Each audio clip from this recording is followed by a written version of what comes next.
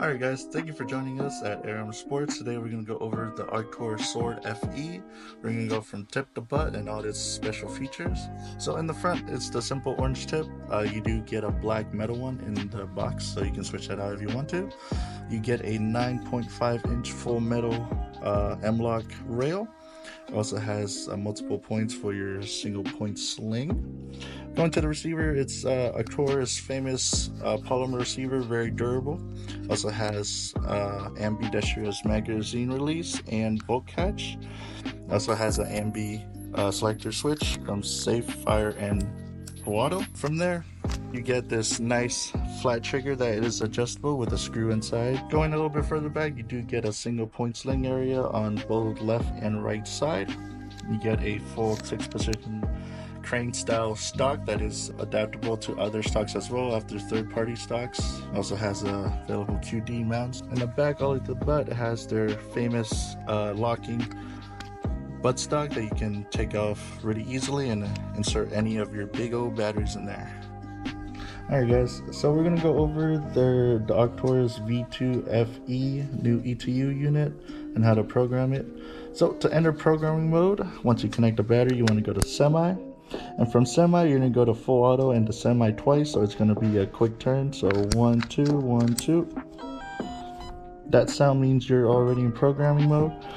Now, it's going to be like the Perun, if you guys ever had a Perun. Alrighty, in your programming mode, the first one is green.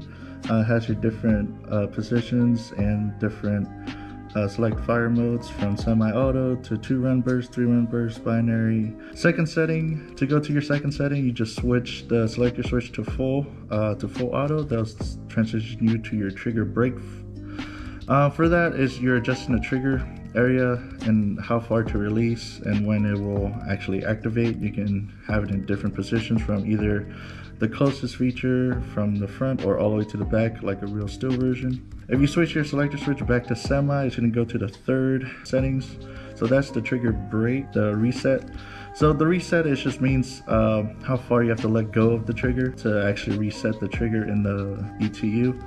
You can have it to very sensitive to a longer, like a 2-stage trigger pull. Switching back to full auto, you get your active braking.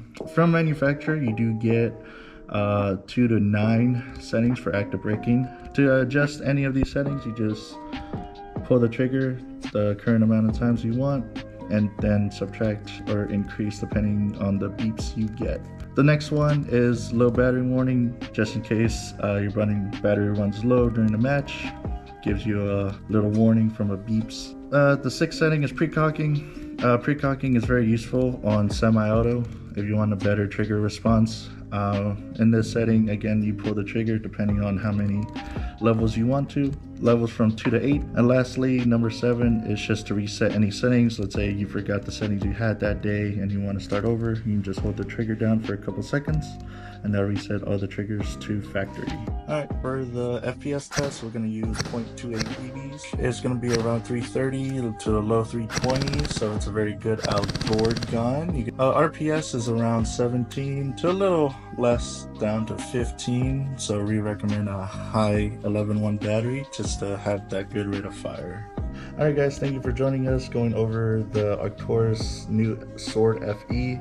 We have 2 versions available, the 9.5 and the 13.5. You have a wonderful day.